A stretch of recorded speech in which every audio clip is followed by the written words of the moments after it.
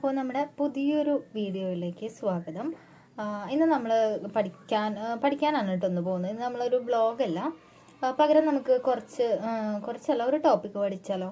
എന്താന്ന് വെച്ചാൽ അപ്പം ഞാൻ പഠിക്കുന്നതിൻ്റെ ഇടയിൽ നിങ്ങൾക്കും കൂടെ അതൊന്ന് വായിച്ചാൽ അപ്പം നിങ്ങൾക്കും കൂടെ അതൊന്ന് കേൾക്കാമല്ലോ. അപ്പോൾ ജസ്റ്റ് ഇങ്ങനെ വെറുതെ എൻ്റെ ബ്ലോഗ് കാണുന്നതിന് പകരം നിങ്ങൾക്ക് എന്തെങ്കിലുമൊക്കെ അപ്പം അതൊന്ന് കിട്ടും ചെയ്യും അല്ലേ. പഠിക്കാൻ എന്തെങ്കിലും ഒരു പോയിന്റുകൾ നിങ്ങളുടെ ഓർമ്മയിൽ നിൽക്കും. അപ്പോൾ എപ്പോഴും കേട്ട് പഠിക്കുക എന്ന് പറയുന്നത് വളരെയധികം നമ്മുടെ ഓർമ്മയിൽ നിൽക്കാൻ സഹായിക്കുന്ന ഒരു മെത്തേഡാണ്. ഞാൻ ഉറക്കം അതുകൊണ്ട് വായിച്ചിട്ട് തന്നെയാണ് ഞാൻ പഠിക്കുന്നത്. ഒരുപാട് ഉറക്കല്ല കേട്ടോ. അത് വിചാരിച്ചിട്ട് നമ്മൾ എന്താ പറയുക, സാധാരണ പഠിക്കില്ലേ ഉറക്കം, അപ്പം അതൊക്കെ വായിച്ച് പഠിക്കുന്ന ഒരു മെത്തേഡാണ് ഞാനും ചെയ്യാറ്. അപ്പോൾ ആ ഒരു വായിക്കൽ ഞാൻ നിങ്ങൾക്കും കൂടെ ഷെയർ ചെയ്താൽ അപ്പം നിങ്ങൾക്കും വെറുതെ ഒരു വ്ലോഗ് കാണുന്നതിനേക്കാളും എന്തെങ്കിലും ഒരു പോയിന്റ്സ് കിട്ടില്ലോ. നിങ്ങൾക്ക് കേട്ട് പഠിക്കുമ്പോൾ എന്തായാലും ഏതെങ്കിലും ഒരു പോയിന്റ് ഇപ്പം ഞാൻ പറഞ്ഞതായിട്ട് നിങ്ങൾക്ക് ഓർമ്മ വരും. അപ്പം നമ്മൾക്ക് ഒരുപാട് കമ്മീഷനുകൾ എന്ന് പറഞ്ഞിട്ട് പ്രത്യേക ഒരു ടോപ്പിക് കൊടുക്കുന്നുണ്ട് അല്ലേ. അപ്പോൾ ആ ഒരു ടോപ്പിക്കിൽ നമുക്ക് എപ്പോഴും നമ്മൾ വിവരാവകാശ കമ്മീഷൻ, മനുഷ്യാവകാശ കമ്മീഷനൊക്കെ നിങ്ങൾക്ക് അറിയുന്നുണ്ടാവും. അതുപോലെ വനിതാ കമ്മീഷനൊക്കെ ഉണ്ടാവും. പിന്നെയും ഞാൻ കുറച്ചും കൂടെ അറിയാത്തതോ അല്ലെങ്കിൽ അധികം നോക്കാത്ത ഒരു ടോപ്പിക് ആയിരിക്കും കേരള സംസ്ഥാന ബാലാവകാശ കമ്മീഷൻ. അതുപോലെ പിന്നാക്ക വിഭാഗ കമ്മീഷന്, ന്യൂനപക്ഷ കമ്മീഷൻ, അതുപോലെ പട്ടികജാതി പട്ടികവർഗ കമ്മീഷൻ. അത് മറ്റതുപോലെ ഇമ്പോർട്ടൻസ് കൊടുത്തിട്ട് എല്ലാവരും പഠിക്കുന്നുണ്ടാവില്ല. അപ്പൊ നമുക്ക് അതിലത്തെ ഒരു ടോപ്പിക്ക്, ഇതിൽ ഒരു ടോപ്പിക്ക് മാത്രമേ ഞാൻ ഇന്ന് വായിക്കുന്നുള്ളൂ. അപ്പൊ അതിൽ ആദ്യത്തെ ഒരു ചെറിയ ടോപ്പിക്കാണ് ഏതാണ്, കേരള സംസ്ഥാന ബാലാവകാശ കമ്മീഷൻ എന്ന് പറയുന്നുണ്ട്. അപ്പൊ ജസ്റ്റ് നമുക്ക് അതൊന്ന് വായിക്കാം. ഞാൻ വായിക്കുന്നതിന്റെ ഒപ്പം നിങ്ങളും കൂടെ അത് കേട്ടിട്ട് പഠിക്കാം കേട്ടോ. നമുക്ക് നമ്മുടെ ക്ലാസ്സിലേക്ക് കിടക്കാം. നിങ്ങൾക്ക് അതിന്റെ ഇടയിൽ കുറച്ച് ഡിസ്റ്റർബൻസ് ഒക്കെ വരുന്നുണ്ടാവും കേട്ടോ. അവിടെ എന്താ പറയാ, മോൻ കാർട്ടൂണൊക്കെ വെച്ചിട്ടുണ്ട്. അപ്പൊ അതിന്റെ കുറച്ച് സൗണ്ട് ഒക്കെ ഉണ്ടാവും. അപ്പൊ അതൊക്കെ ഒന്ന് ക്ഷമിക്കാം. അപ്പൊ നമുക്ക് കേരള സംസ്ഥാന ബാലാവകാശ കമ്മീഷനെ കുറിച്ചിട്ടുള്ള നോട്ട്സ് നോക്കാം കേട്ടോ.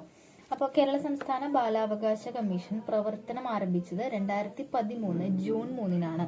2013 ജൂൺ 3-നാണ് കേരള സംസ്ഥാന ബാലാവകാശ കമ്മീഷൻ പ്രവർത്തനം ആരംഭിക്കുന്നത്.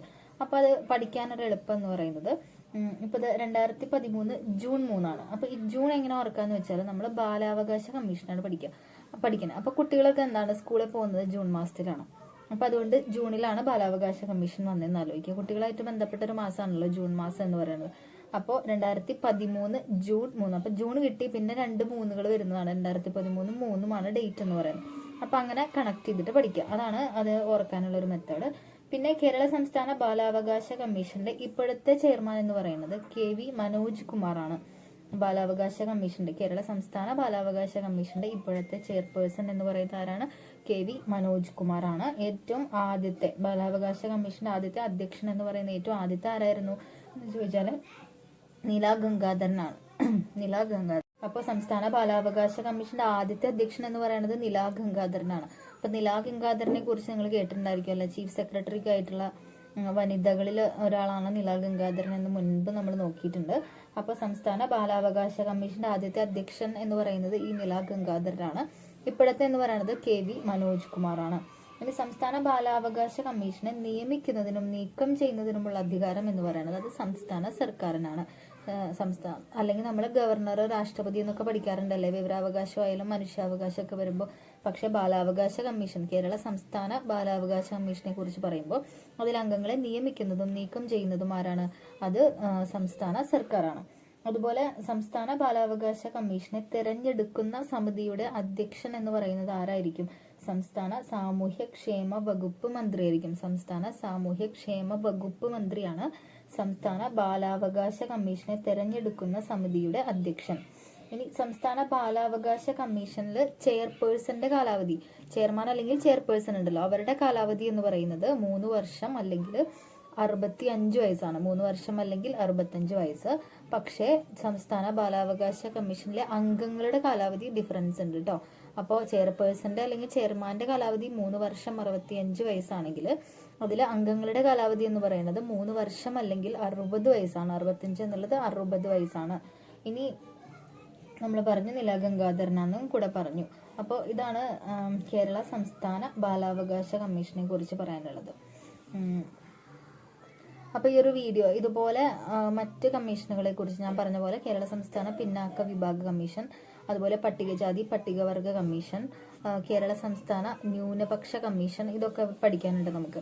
അപ്പോൾ അതൊക്കെ നിങ്ങൾക്ക് അതിൻ്റെ ഇതുപോലെയുള്ള ചെറിയ ക്ലാസ്സുകളായിട്ട് ഞാൻ വായിക്കുന്നത്, എൻ്റെ ഒരു പഠനത്തിലൂടെ ഞാൻ നിങ്ങൾക്ക് അത് ഷെയർ ചെയ്യണമെന്നുണ്ടെങ്കിൽ നിങ്ങളൊന്ന് കമൻറ്റ് ചെയ്യണം കേട്ടോ. അപ്പം നമുക്ക് അതുപോലെയുള്ള കൂടുതൽ വീഡിയോസ് ഇടാം. അപ്പോൾ ഈ ഒരു വീഡിയോ നിങ്ങൾ കേട്ട് തന്നെ പഠിക്കുക. അപ്പോൾ നിങ്ങൾക്ക് എന്തായാലും ഓർമ്മയിൽ നിൽക്കും. നമ്മൾ ജസ്റ്റ് വായിക്കുന്നതിനേക്കാളും മറ്റൊരാൾ പറഞ്ഞു തരുമ്പോൾ ചിലപ്പോൾ നമുക്ക് പെട്ടെന്ന് മനസ്സിൽ കയറിയിരിക്കും. അപ്പോൾ അതുകൊണ്ട് അതൊന്ന് കേട്ട് പഠിച്ചിട്ട് എല്ലാവരും നന്നായിട്ട് പഠിക്കാം. അപ്പോൾ നമുക്ക് മറ്റൊരു വീഡിയോയിലൂടെ കാണാം. താങ്ക്